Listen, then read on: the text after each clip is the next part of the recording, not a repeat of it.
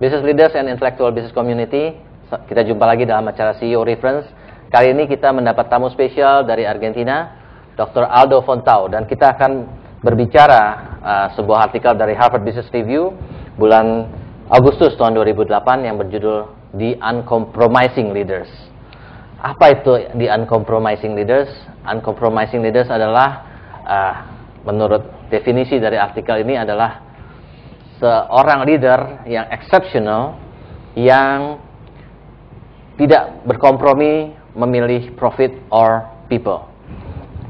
Karena diskusi kita dengan Dr. Aldo Fontao, maka saya akan membawakannya dalam bahasa Inggris.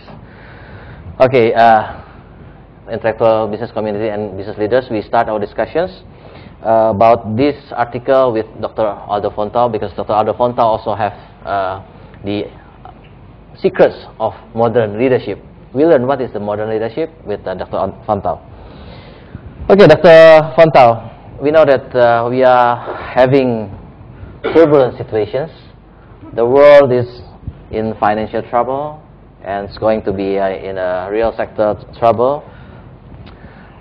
If we say that everything depends on its leader, so do you think that this trouble also because of the fault of the leadership? What do you think? Certainly, the big mess that has been produced is a consequence of leadership. But I am not sure I would say it's a fault of leadership. I think it is what is happening is the natural consequence of the style of leadership that basically the business community have adopted. I think that the key word that we have to use is that any system or any leadership should be sustainable. And evidently, the system that was being applied was not sustainable. All right. So the question is why? And basically, it's a question of credibility. In this moment, the financial crisis is a question of credibility. That's the reason people are selling their stocks and selling everything. Right, but who makes this kind of loss of trust in the financial sectors? I mean, if we say that leadership is important, then it's important to do good things. At the same time, can be important also in the creating problems.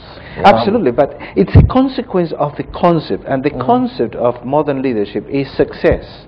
All right. We are suffering an epidemic of success intention. All right. And success in the actual world is perceived success, how the people see the success. So what was the bubble some few years ago? It was a perceived success of the .com industries. Here happened the same thing. I have been living in the States in the last 7 years, and it was amazing how all the mortgages went up. Why? Because there was a perception that things were going to be developed. But it was just a perception. And the perception is exactly what people from marketing used to create. You mean the definition of success in this system is not right? I think so. All right. Because success means to make profits and forget about the people or the cost that you would pay for that success or for that profits. And the people are setting aside. Okay. So here in your book, the connection between people and profits, the question is one of the two comes first, always. Right. And I think that profits came first than people. And that's the reason why people is suffering and profits are suffering. Okay. I always believe that the order should be the opposite one. So this current system of leadership emphasis on the success on the profit side more than the people side. You said that, like that. I absolutely think about that. Yes. All right. Yes. All right. So if you think that this system of leadership is not correct and then the definition of success is not right, the same wise, how leaders can make difference in this time of trouble? I mean, what kind of good things they can do in this time of trouble? Leadership usually is said that is what leaders do, is performance. I do believe that leadership is who you are. All right. more than what you do. And it depends on your values. Your credibility will be based on your values. You can do some profits, you can do some success, you can do things well, and that will attract attention, but that will not give you sustainability of the system. The credibility comes according to the character of the leader. I usually quote something that is very interesting. It says, temperament can open doors, but only character can keep doors open. All right. And I think that we have had a lot of temperament opening doors and producing a number of challenges to the system, but there was not a character behind to keep them open. So it was just a spike and it's coming down again. All right. So you said that leadership is not about doing things, but about yourself. But if we see surveys in the business world, most on the top of mind of the people that good leaders are those leaders who can deliver results. Absolutely. So, do you think that these people are wrong? I would not say that they are wrong. I think that they are forgetting a crucial dimension of leadership. When you are a person moving in the right direction, what is going to happen is that your acts will follow you, and the profits and the performance will come. But if you try to provide performance without the values and without the characters in the individual, that performance is going to fall because there is no sustainability. The sustainability is based on the character. Now, I fully agree that as a leader you have to produce some results, but what you produce are the consequence of something. And here is where today many people are talking about execution, how important execution is, and all the process of analyzing. But you know, the individualism of the Western philosophy is influencing a lot this model of leadership. Yes. It's like the hero. Yes. And the CEO wants to become the hero of the film. Right. And amazingly, when you really research, you will realize that the best CEOs are not the famous ones. All right. Are those ones that has been doing their work in almost in a second line. You don't know them. Sometimes you don't know their names. All right. But they are you companies. know their names. Yes. Who are they? Well, they are the ones that are providing that performance that is sustained in time, that is not falling down. Can you mention some names? I think that people that has been working basically in the IT world,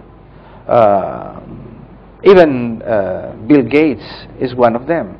Why is it that he has succeeded so much, and they are still on the top of the thing? But Bill Gates is well known, you know. People with know Bill Gates. But he was not well known. He's well known now because he produced the results. But when he started in a garage. And many people did not know him. And most of the good CEO are coming from inside of the company, not from outside. Right. Which is one of the things that the Uncompromising Leader says, and is absolutely true. Why? Because they know the way in which the company works. They have that relationship with their people, and they know how to draw good things from the people around.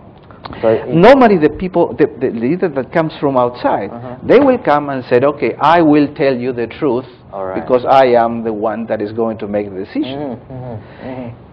At the same time, the person that comes from the inside, in general, they have a better communication, and he tends to work more as a corporate organization. And he can be the leader, but he will be drawing information from everyone. And in a moment, he will have to make a decision.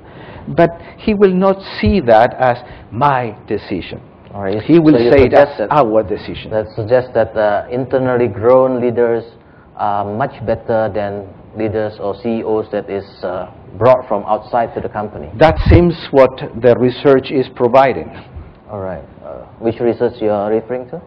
For example, there is a book that was published 2 years ago that is connected with this article as well, which is Good to Great. Right. And their research has clearly proved that. I don't remember, I haven't read it in the last 2 years, that book, but they were talking about 15 or 20 companies, the best ones. All of them, the CEOs came from inside. I see. And no one came from outside. All right. That means something, and that's research. Interesting, Dr. Fontao. So we have to break for this first segment, and we will continue for the second segment. Business leaders and intellectual business community, please communicate with us. We need your participations. You can SMS to the 0896 times 788 to say your questions, your opinions, or your comments on this topic. And those who are selected can receive this book, The Proactive Visionary Leader, written by Dr. Anthony de Souza. Dr. Anthony de Souza is also a colleague of Dr. Aldo Fontao. And yeah, this book is talking about the leadership as well. So we continue for the second segment.